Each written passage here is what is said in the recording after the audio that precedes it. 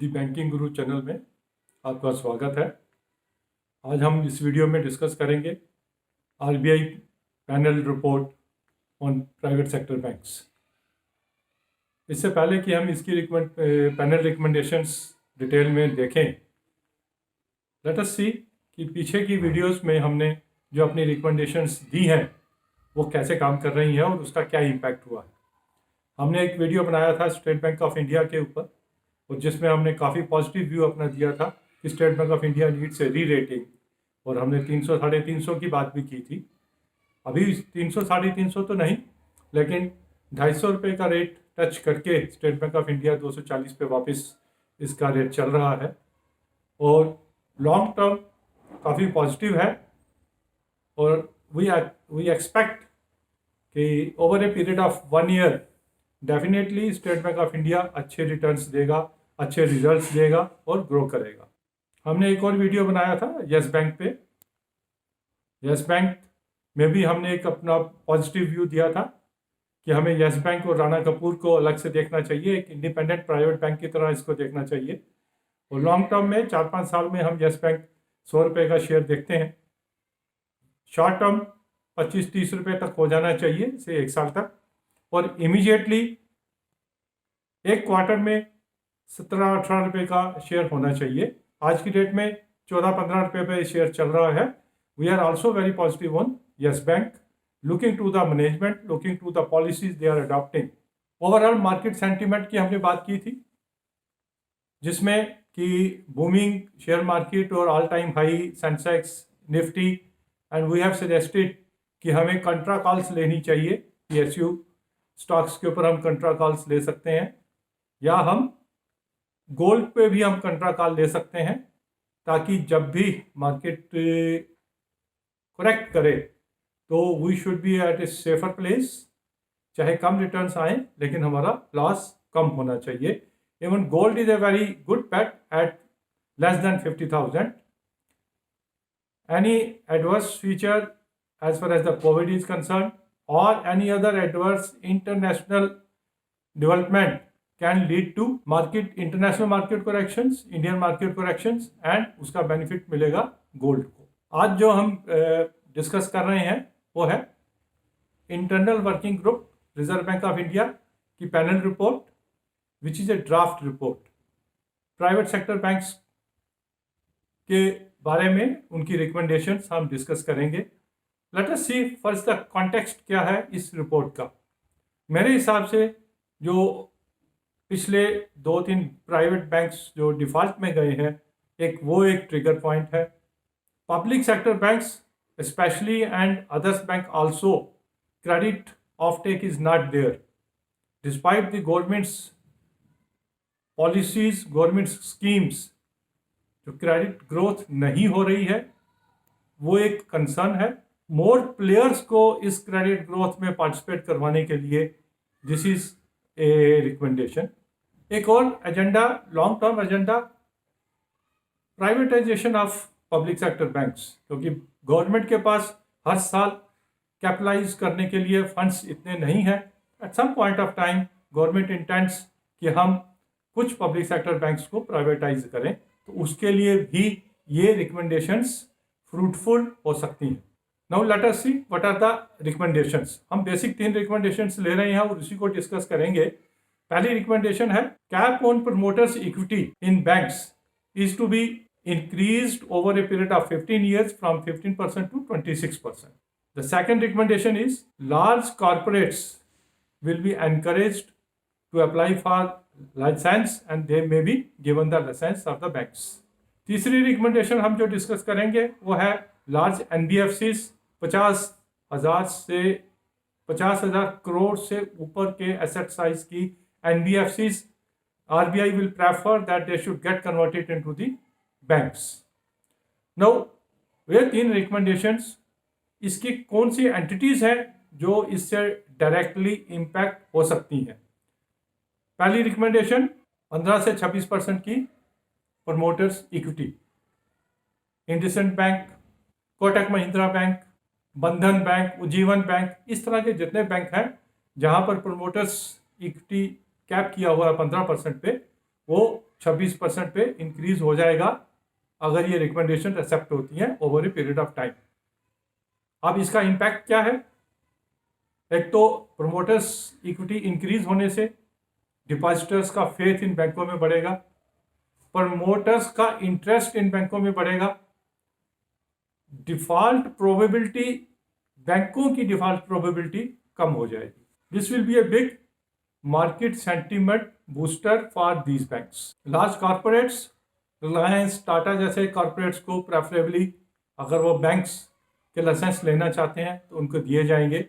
अभी तक गवर्नमेंट का, आरबीआई का स्टांस यही था कि कमर्शियल एक्टिविटी और बैंक्स को सेपरेट रखने का था।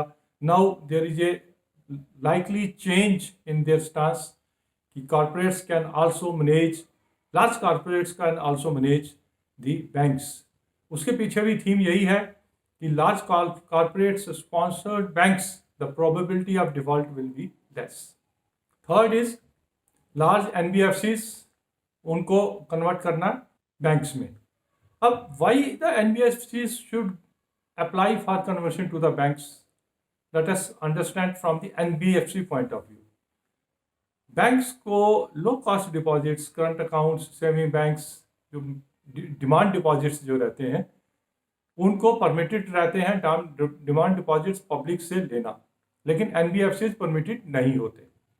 जब एनबीएफसीज बैंक में कन्वर्ट हो जाएंगी तो they will also be doing the normal banking business और उनकी कास्ट ऑफ फंड्स जो है कम हो जाती है। जब उनकी कास्ट ऑफ फंड्स कम होगी तो उनके मार्जिन्स बढ़ेंगे और at a reasonable and even lower rates पे वो क्रेडिट भी दे सकेंगे और इन टर्न क्रेडिट की ग्रोथ भी होगी। That is the one thing. Secondly, NBFCs को बैंक बनाने से रिजर्व बैंक ऑफ इंडिया का overview on them will be much stronger, क्योंकि as a NBFCs may be RBI is not to that extent following up in that nitty-gritty the day-to-day working of the NBFCs, but once they become the banks, उनका overview on the NBFCs बढ़ जाएगा तो उससे वो उसको better control कर पाएंगे। अब ये लार्ज NBFCs कौन से हैं? काफ़ी हैं, लेकिन दो तीन के नाम: Bajaj Finserv, Shriram transport finance, M&M finance. These are the companies जहाँ पर प्रोबेबिलिटी है कि वो बैंक लाइसेंस अप्लाई करें तो उनको लाइसेंस जल्दी से मिल जाएंगे और वो अपना एक्सपेंशन क्रेडिट ग्रोथ का एज ए बैंक भी कर पाएंगे। एज ए एनबीएफसी तो बहुत अच्छा परफॉर्म कर ही रहे हैं और क्रेडिट ग्रोथ में एक अपना भूमिका निभा रहे हैं। अब बैंक बनने से अगर वो अप्लाई करते हैं तो they will be able to play a bigger role in the growth of the credit and in turn pushing the economic growth. अब इन सब कंपनीज में शेयर्स का या शेयर मार्केट में इसका क्या इम्पैक्ट होगा? जैसे हमने एक अपनी वीडियो में बताया था कि कुछ लोग हैं जो बाई ऑन र्यूमर और सेल ऑन न्यूज़ के ऑपरेटर्स रहते हैं। If you are that type of trader तो फिर तो आपको इस न्यूज़ पे अपने, अगर आपकी इन्वेस्टमेंट इन कंपनीज में है, इन बैंक्स में, इन एनबीएफसीज में है, तो बेटर कि टेम्पोरेरली आप एनकैश कर सकते हैं। कुछ लोग न्यूज़ को एनालाइज करके इन्वेस्ट करते हैं कि उसका इम्पैक्ट देख के इन्वेस्ट करते हैं। Yes, next over a period of 1 month or 2 months the people will be analysing this news and then they will take a call on these companies. The fundamentals को देख के जो इन्वेस्ट करते हैं they will actually wait for the licences to come and actual on ground changes होने के बाद ही वो इनके ऊपर इन्वेस्ट करना और या ना इन्वेस्ट करने की कॉल वो इस पर ले सकते हैं। तो इस सब डिस्कशन से यही है कि इमीडिएट जो ट्रिगर था उसको लोगों ने एनबीएफसीज में, बैंक्स में आज ग्रोथ भी आई है शेयर्स में। Some people will be encashing and some people will be taking a long term call on this.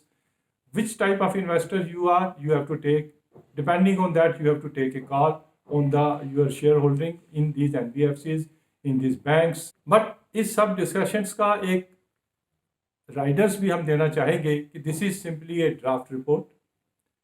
Draft report in will have to be accepted by the various authorities in Reserve Bank of India itself, and at the apex level by the government, and there is a role for the other regulators also, like SEBI and other regulators.